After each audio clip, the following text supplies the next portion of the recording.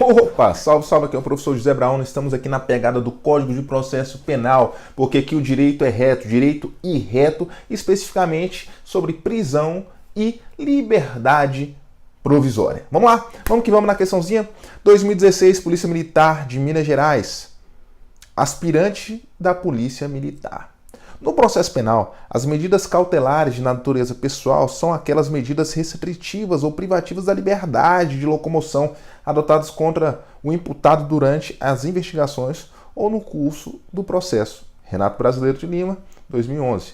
Livro gigante, tá com mais de 2.000 páginas. Tá o brinquedinho ali. A respeito do tema e tendo por referência o que apregoa o Código de Processo Penal, marque a alternativa correta. Letra A. As medidas cautelares serão decretadas pelo juiz, de ofício ou a requerimento das partes, tanto na fase pré-processual quanto no curso do processo. O item está falso. Antes de eu entrar aqui nesse item, deixa eu dar uma geralzinha aqui em relação à medida cautelar, tá? Nós temos no Código de Processo Penal as medidas cautelares, que são medidas cautelares incidentais, né? Não são autônomas. Essas medidas cautelares incidentais, elas têm algumas características, dentre as quais características, as mais importantes são 4, e que são pacíficas pela doutrina. A primeira, preventiva, tá? Então, a medida cautelar ela tem uma característica preventiva muito grande. O que seria essa característica preventiva? Na verdade, ela é decretada para que se previna a aplicação do direito, da pena, no fim do processo. Então, na verdade, por isso que se fala que ela é preventiva, tá? Porque ela busca garantir o cumprimento da pena final, tá? Da aplicação do direito material. No caso, homicídio. O homicídio está ali no artigo 121 do Código Penal. Vem o Código de Processo Penal e vai instruir, vai ser um meio para aplicação dessa pena elencada no artigo 121. Aí, o que acontece? Nós temos a medida cautelar. A medida cautelar, na verdade, ela visa proteger, ela visa assegurar o cumprimento da pena final. E nessa asseguração da pena final, o que nós temos? Nós temos que a medida cautelar é um meio do processo para se chegar ao fim. Então a medida cautelar ela acaba sendo um meio do meio para se chegar ao fim, que é a aplicação do próprio direito material, do próprio direito penal. Alguns doutrinadores até falam que a medida cautelar ela é o meio do meio, ou na verdade ela é um meio ao quadrado, né? Porque seria meio duas vezes. Mas enfim, então a primeira característica é de ser preventiva, tá? Então ela visa garantir a aplicação final. A segunda garantia que nós temos é a jurisdicionalidade, ou seja, só quem pode aplicar é o juiz, porque aqui nesse caso é cravada por uma reserva de jurisdição, uma reserva jurisdicional. Terceira característica, mas muito importante também, logicamente, essa terceira característica que nós temos é a provisibilidade, tá? Ela é provisória. E aqui eu acho interessante que a doutrina ela entende que existe aqui uma cláusula que a gente sempre aplicou muito no processo civil, no direito civil em si, a cláusula do rebus sic stantibus. O que seria o rebus sic stantibus? Seria uma cláusula de imprevisibilidade. Ora, como assim imprevisibilidade? O juiz ele decreta a prisão preventiva, fundamentado nas condições de admissibilidade e nos requisitos ali em relação ao perigo da demora, em relação à autoria e materialidade do fato, indício de autoria e materialidade do fato. Ok? Então perceba que aqui nesse caso específico, o que o juiz faz? O juiz faz aplicar de acordo com um requisito que se tem. Digamos que esse requisito ele tenha acabado. Passou o tempo, o camarada ele ficou preso porque por uma conveniência da instrução penal, ele estava atrapalhando o andamento do processo. Certo? Mas depois disso, depois de 6 meses preso, ele acabou perdendo contato com todas aquelas pessoas. Tá? Então ele não consegue hoje ter mais influência para atrapalhar o processo. Perceba que houve aqui uma cláusula de imprevisibilidade, não estava sendo previsto isso. O que o juiz pode fazer lá no futuro? Depois desses 6 meses ele pode, na verdade, revogar essa prisão em flagrante, tá certo? O que o juiz pode fazer futuramente? Ele pode revogar essa prisão preventiva. E de repente ele revoga essa prisão preventiva. E 6 meses na sociedade o indivíduo, ou 2 meses o indivíduo na sociedade novamente, percebe-se que ele cometeu um outro crime e, nesse caso, ele oferece um perigo à ordem pública. Então, visando a garantia da ordem pública, o que o juiz pode fazer? O juiz pode novamente decretar a preventiva. Perceba que aqui existe uma imprevisibilidade. E essa cláusula de imprevisibilidade nós chamamos de cláusulas rebus sic stantibus, tá? Que na verdade é uma oposição à cláusula do pacto sunt servandi, tá? Lá no direito civil. Tá? Ou seja, aqui existe uma imprevisibilidade e por isso que nós chamamos que ela é provisória. E por fim nós temos que a medida cautelar ela é instrumental, né? Então temos aqui a característica da instrumentalidade, tendo em vista que visa ser um instrumento sendo o meio do meio para se chegar ao fim, tá? Enquanto que a característica dela como ser preventiva, ela visa um resultado útil, tá? Ou seja, ambas visam ali a questão da finalidade. Como um todo, toda medida cautelar ela visa a finalidade, tá? Além disso, nessa questão das medidas cautelares que nós temos, nós podemos elencar aqui 3 tipos de medidas cautelares. Primeiro, a medida pessoal, tá? Então, essa cautelar pessoal, ela vai ser restritiva de liberdade, tá? Enquanto a outra que nós temos seria uma res, uma medida para res, para coisa, tá? Nesse caso, ela vai ser uma medida real, tá? Então, para reais, que visa assegurar ou limitar, na verdade, restringir direitos reais, tá ok? E por fim, nós temos as probatórias instrumentais, tá ok? Que seria busca e apreensão, enfim. No caso da prova de polícia, cai muito aqui as medidas cautelares incidentais pessoais, restritivas de liberdade, tá? E quais são elas? Seria prisão em flagrante, prisão temporária, prisão preventiva e prisão domiciliar, ok? Vendo isso, nós vamos aqui para as nossas questões e aí a gente vai explicar direitinho cada uma delas. Letra A. As medidas cautelares serão decretadas pelo juiz, de ofício ou a requerimento das partes, tanto na fase pré-processual quanto no curso do processo. Falso. Por quê? Se tratando de prisão preventiva, na verdade a prisão preventiva é a mais punk de todas, tá? É aquela última ratio, é uma medida excepcional quando não tem mais jeito, tá? Então quando não dá mais para aplicar as outras, aí vem a preventiva. Nesse caso a preventiva, o juiz ele pode decretar a qualquer momento do processo, tá? Tanto no inquérito, na fase da investigação criminal, do inquérito policial, quanto também na instrução processual, na instrução penal, tá? Agora, a pergunta é, no caso, ele pode fazer de ofício? Nesse caso, o juiz ele só pode decretar prisão preventiva de ofício na instrução processual penal, mas não no inquérito policial. Aí aqui fala, ó, as medidas cautelares serão decretadas pelo juiz, de ofício ou a requerimento das partes, tanto na fase pré-processual quanto no curso do processo. Falso. Nós sabemos que o inquérito policial ele faz parte de uma fase pré-processual, é um procedimento administrativo. E no caso, no procedimento administrativo, não cabe ao juiz a decretação da prisão preventiva aí de ofício, tá? Então o item está falso. B. O juiz poderá revogar a medida cautelar ou substituí-la quando verificar a falta de motivos. Porém, tendo por supedâneo a segurança jurídica e presunção da inocência, é defesa ao juiz voltar a decretar nova medida cautelar em desfavor daquele que, no mesmo processo, houver sido beneficiado com a revogação da medida cautelar. O item está falso. Antes de eu responder o item, vamos interpretar um pouquinho. Olha só na terceira linha lá. Não sei, aqui, ó, tá aqui na tela. Dê uma olhada. Quando fala assim, o juiz poderá revogar a medida cautelar ou substituí-la quando verificar a falta de motivos, porém, tendo por supedâneo a segurança jurídica. O que é supedâneo? Como alicerce, como base, tá? Então, tendo como uma base a segurança jurídica, tendo como um fundamento, uma fundamentação, a base jurídica, tá?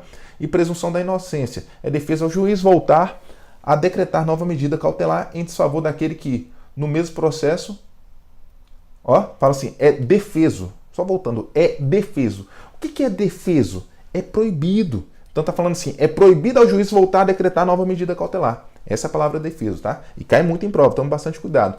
Esse item está falso.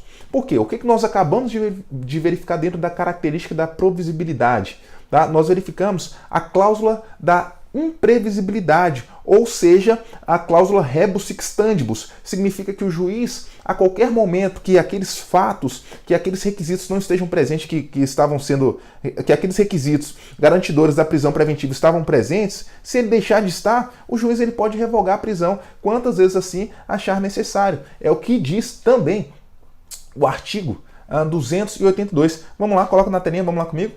Artigo 282, parágrafo 5º do CPP.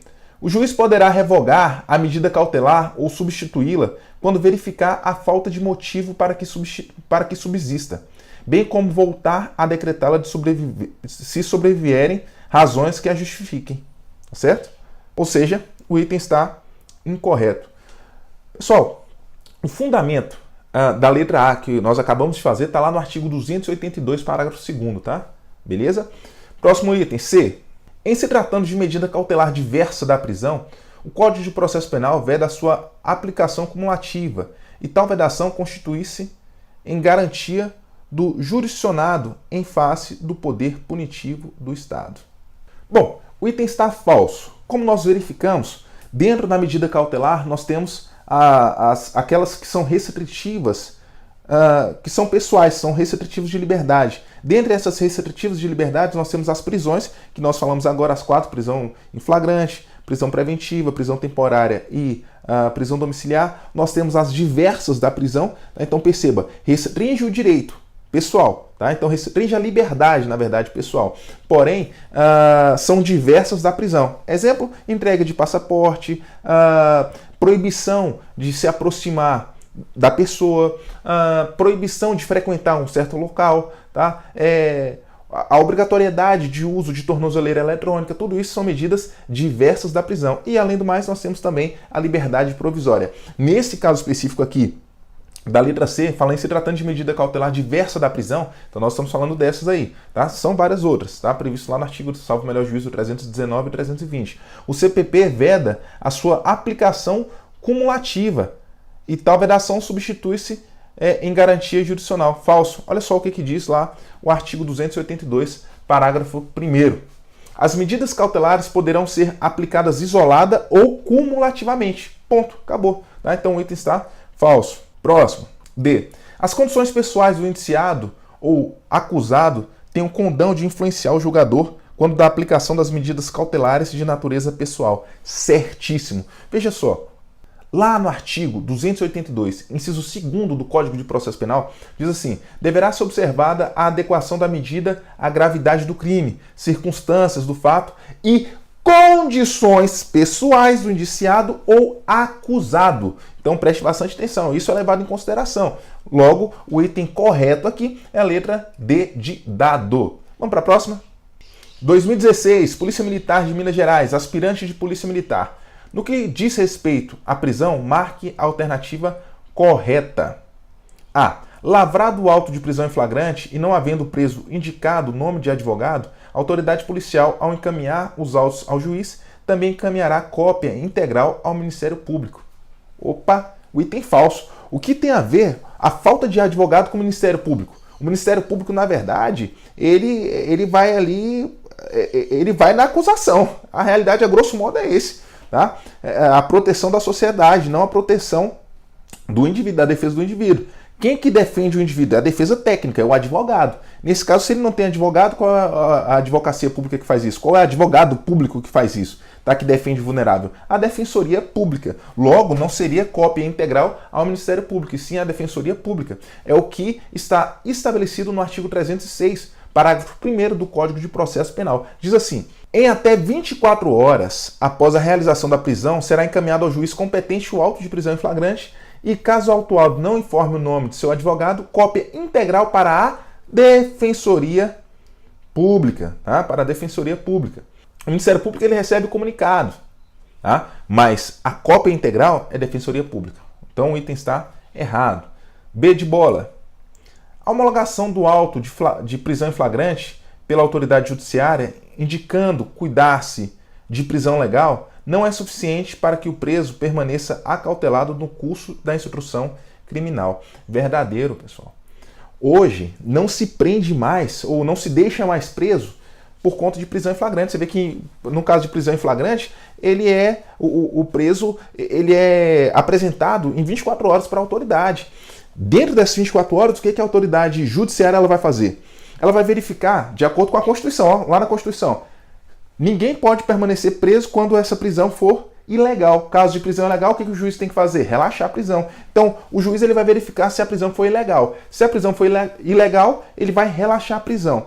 Porém, se ele perceber que existem o preenchimento dos requisitos e da condição de admissibilidade para transformar, na verdade, para converter, né, para converter a prisão em flagrante para prisão preventiva, ele o faz. E se ele perceber que não existe esse fundamento? Liberdade provisória, tá? Então, quando diz a homologação do auto de prisão em flagrante pela autoridade judiciária indiciada, cuida-se de prisão legal, não é suficiente para que o preso permaneça acautelado no curso da instrução criminal. Tá certinho, tá certíssimo. E, com base no artigo 310, inciso 1º do Código de Processo Penal, diz ainda assim, ó, ao receber o auto de prisão em flagrante, o juiz deverá fundamentadamente converter a prisão em flagrante em preventiva, quando presentes os requisitos constantes do artigo 312 do Código, e se revelarem inadequadas ou insuficientes as medidas cautelares diversas da prisão. A manutenção da prisão do infrator após o recebimento dos autos de prisão em flagrante pelo juiz dependerá de conversão para prisão provisória, tá? Então, essa é a ideia aqui que nós temos. Então, a simples homologação ela não é suficiente para se manter a prisão do indivíduo. Letra C. Logo, o item está certo. Letra C. O Ministério Público não é destinatário do comunicado de prisão em flagrante, haja vista faltar-lhe atribuição para a realização do juízo de legalidade quanto à prisão. A comunicação é dirigida ao juiz e à família ou pessoa pelo preso indicado. Tá? Falso. Como nós verificamos, como acabamos de ler lá no artigo 306, parágrafo 1º, na verdade, o Ministério Público ele é comunicado. Então tem a comunicação sim ao Ministério Público, mesmo porque o Ministério Público ele é o titular da ação, de acordo com o artigo 129, inciso 1º da Constituição Federal. Tá? Então, sendo assim, ele tem que ser avisado das possíveis titularidades assim que ele vai fazer. Além do mais, a depender da situação, o próprio Ministério Público, ele, como ele defende os direitos indisponíveis, tá? Ele ali vai atuar. Vendo o direito indisponível, opa, é ele, tá? A questão da vulnerabilidade também, um exemplo, infante, a depender, imagine um crime cometido contra um infante, tá certo? Ou seja, uma criança, um adolescente, opa, Ministério Público também. Então, de qualquer forma, o Ministério Público ele vai estar junto, não como especificamente fiscal da lei, ou não somente como fiscal da lei, a depender, mas aqui, nesse caso, como uma parte postulatória aqui no processo, ok? Letra D. Então, você está errado. Letra D. A prisão temporária será decretada pelo juiz, de ofício ou em face da representação da autoridade policial ou de requerimento do Ministério Público, e terá prazo de 5 dias, prorrogáveis por igual período em caso de extrema e comprovada necessidade. Olha, o item está falso. Tudo bem, prisão temporária. Prisão temporária tem um prazo de 5 dias, podendo ser prorrogado por igual período, e ela tem que atender caso de extrema e comprovada necessidade. Ok, mas aqui na questão diz que o juiz de ofício em face da representação de autoridade policial ou requerimento do Ministério Público, tá? Mas, gente, em se tratando da prisão temporária, o juiz ele não pode decretar de ofício, tá? Então, sendo prisão temporária, o juiz ele não pode decretar a prisão temporária de ofício. Só pode ser decretada a prisão temporária, o juiz só pode decretar a prisão temporária se for a requerimento do Ministério Público ou da autoridade policial. Mesmo porque a prisão temporária, ela só cabe na fase pré-processual, ela só cabe no inquérito policial, ela só cabe na investigação criminal, tá certo? Ela não cabe numa fase processual. Na fase processual nós temos aí a prisão preventiva. Aí sim, o juiz de ofício ele pode fazer, no caso, na fase da instrução penal. Agora, se tratando de prisão temporária, o juiz ele não pode, por ofício, de ofício, decretar essa prisão. Quando eu digo de ofício, é sem ninguém pedir, tá? Ele só vai decretar se alguém pedir. Logo, O item correto para a questão é a letra B, de bola ou de braúna. Olha aí. Próxima. 2016, FADESP, PM Pará. Aspirante da Polícia Militar. Ninguém poderá ser preso senão em flagrante delito ou por ordem escrita e fundamentada da autoridade judiciária competente. A prisão preventiva sem a exibição do mandado é possível no caso de A. Crime inafiançável. B. Crime hediondo. C. Crime de menor potencial ofensivo. D. Crime de abuso de autoridade.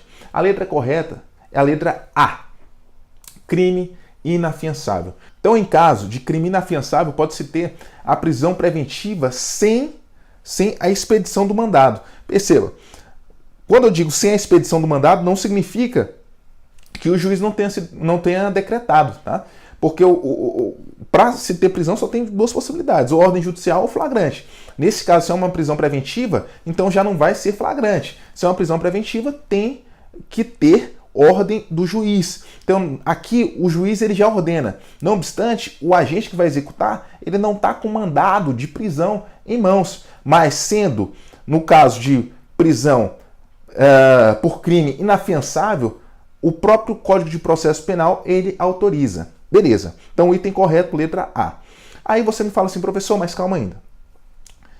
Eu sei que, de acordo com a Constituição, artigo 5º, inciso 43, o crime hediondo, ele também é inafiançável.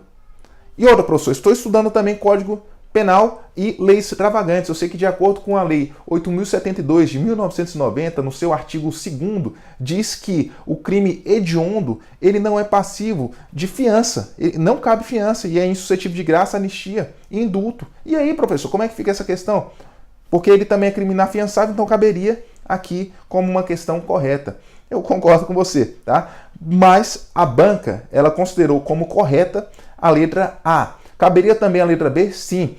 Entraram com recurso? Entraram. Conseguiram derrubar? Não. Tá? Então, eu quero que você preste bastante atenção que muitas vezes na prova vale muito mais a pena você colocar o que é mais amplo do que o que é mais específico. Porque quando fala assim crime hediondo, ele deixou só para crime hediondo, mas e os demais crimes inafiançáveis? Né? Então aqui, quando se fala se fosse somente crime hediondo, já não daria. Agora, quando se fala crime inafiançável, você conseguiria pegar tortura, você conseguiria colocar ali terrorismo, conseguiria colocar ação de grupos armados contra a ordem constitucional e contra o Estado Democrático de Direito. Então você conseguiria colocar várias outras situações de crime aqui, racismo, dentro do crime inafiançável. Tá? E, além do mais, está ipsis literis o texto do Código de Processo Penal. E o texto do Código de Processo Penal, lá no seu artigo 287, diz assim, ó: se a infração for inafiançável, a falta de exibição do mandado não obstará à prisão. E o preso, em tal caso, será imediatamente apresentado ao juiz que tiver expedido o mandado. Ó, se a infração for inafiançável, que é o que, na verdade, diz aqui a questão. Beleza? Então, letra A de amor. Vamos ficar por aqui, tá? Te encontro lá na próxima aula. Valeu, um abraço!